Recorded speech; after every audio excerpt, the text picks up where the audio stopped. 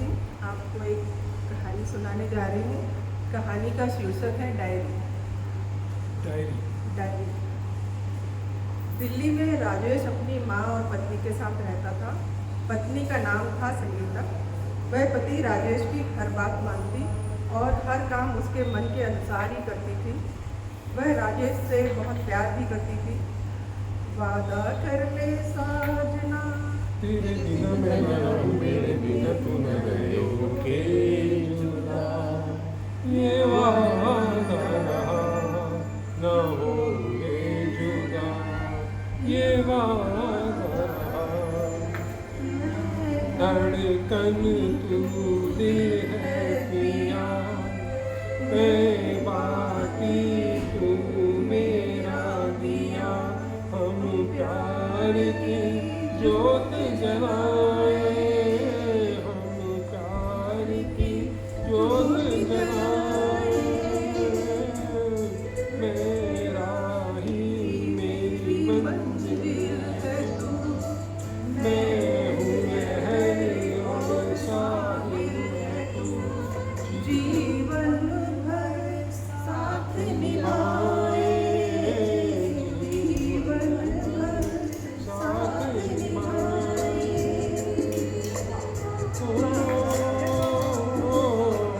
वादा कर ले साजना, तेरे बिना मैं न रहूं, मेरे बिना तू न रहोगे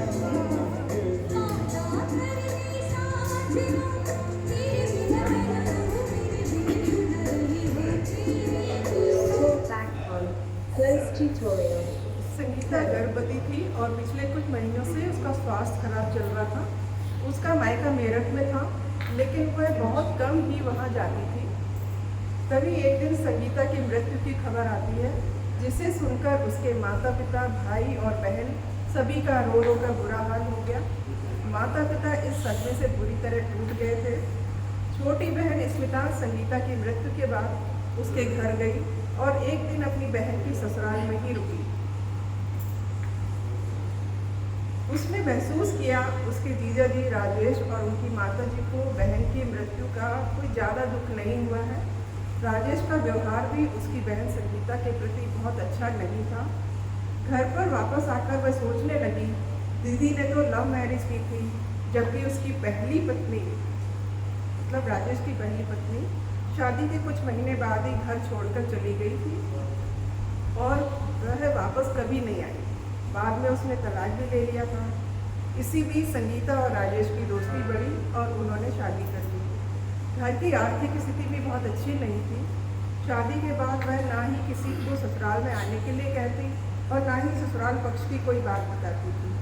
इसलिए उसके बारे में जानना बहुत कठिन था कि उसका वैवाहिक जीवन कैसा चल रहा है।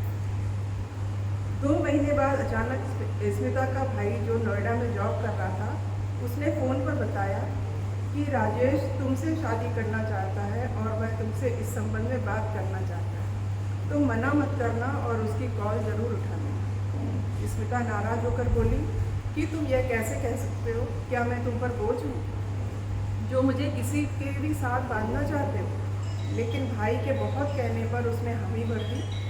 जब राजेश का फ़ोन आया तो उसने बेमन से फ़ोन उठाया और बात करते हुए बोली, मेरी बहन अब इस दुनिया में नहीं है और उससे ही सारे रिश्ते थे। अब आपके साथ कोई भी रिश्ता नहीं।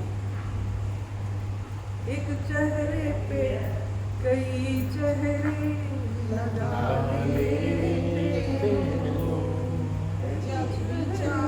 जब भी जी चाहे नई दुनिया बसा लेते हो।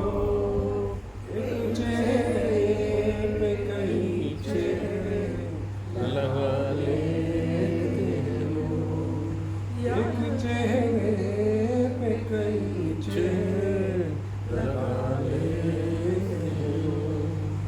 याद रहता है किसी गुजरे जमाने का चलन, याद रहता है किसे गुजरे जमाने का चलन।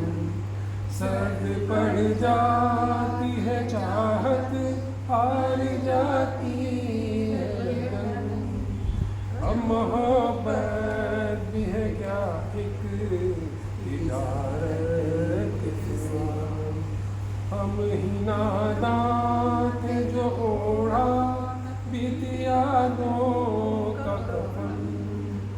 वरना जीने के लिए सब कुछ भुला देते हो। जब भी जी चाहे नई दुनिया बसा लेते हो। तब राजेश मीठी मीठी बातें करता हुआ बोला, संगीता के रहते हुए कभी महसूस नहीं हुआ था कि मैं उससे इतना प्यार करता था, और अब लगता है कि उसके बिना घर में रहना भी मुश्किल है। तुम मुझसे शादी कर लो, मेरा घर बसा दो, और मुझे कुछ भी नहीं चाहिए। अब मैं प्यार का मतलब समझ गया हूँ। इंसान को जब ठोकर लगती है तभी उसकी बुद्धि खुलती है। प्लीज़ मना मत करना, ज़रा ठंडे दिमाग से मेरे प्रस्ताव पर विचार करना। स्मिता को लगा शायद वह राजेश के बारे में गलत धारणा बना रही थी और वह उससे शादी के लिए राजी हो गई। शादी होने में केवल 8 दिन शेष बचे थे। तभी एक अज्ञात नंबर से फ़ोन आता है कि मुझे तुमसे कुछ ज़रूरी बातें बतानी है। वह किसी लड़के की आवाज़ थी।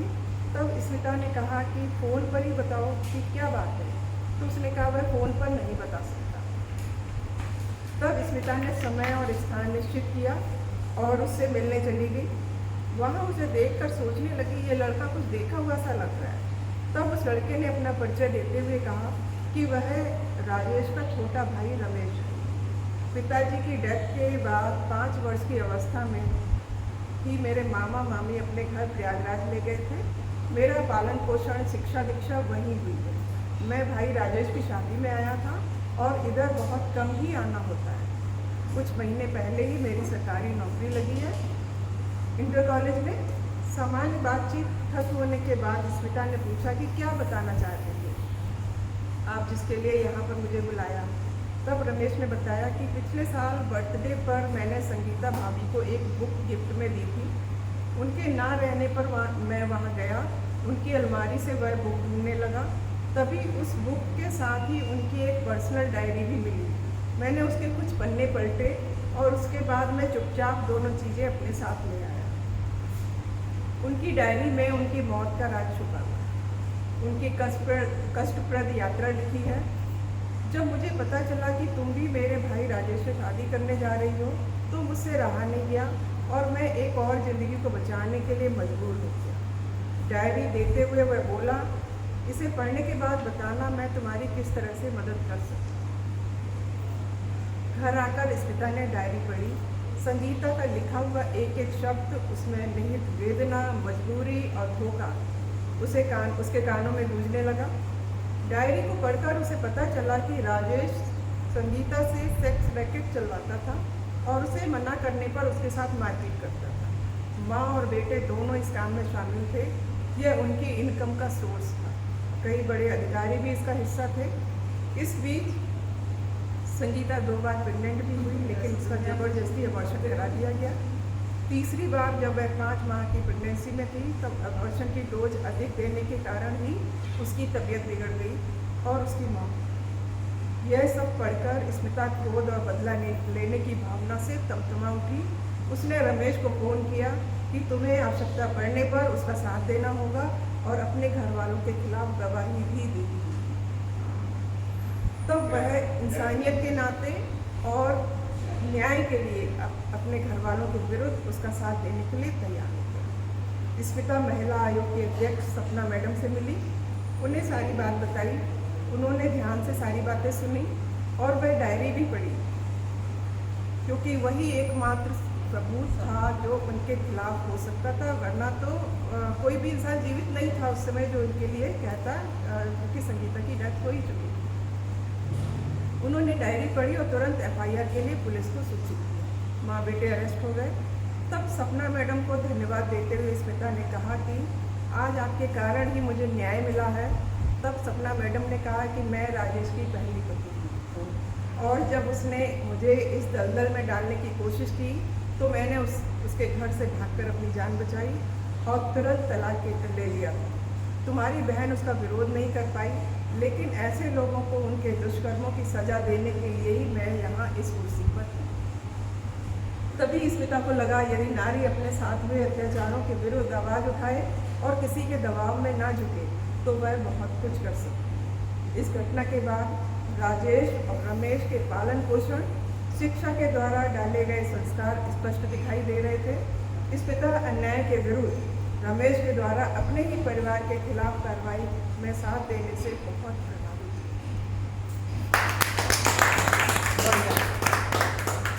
सस्पेंस पूरा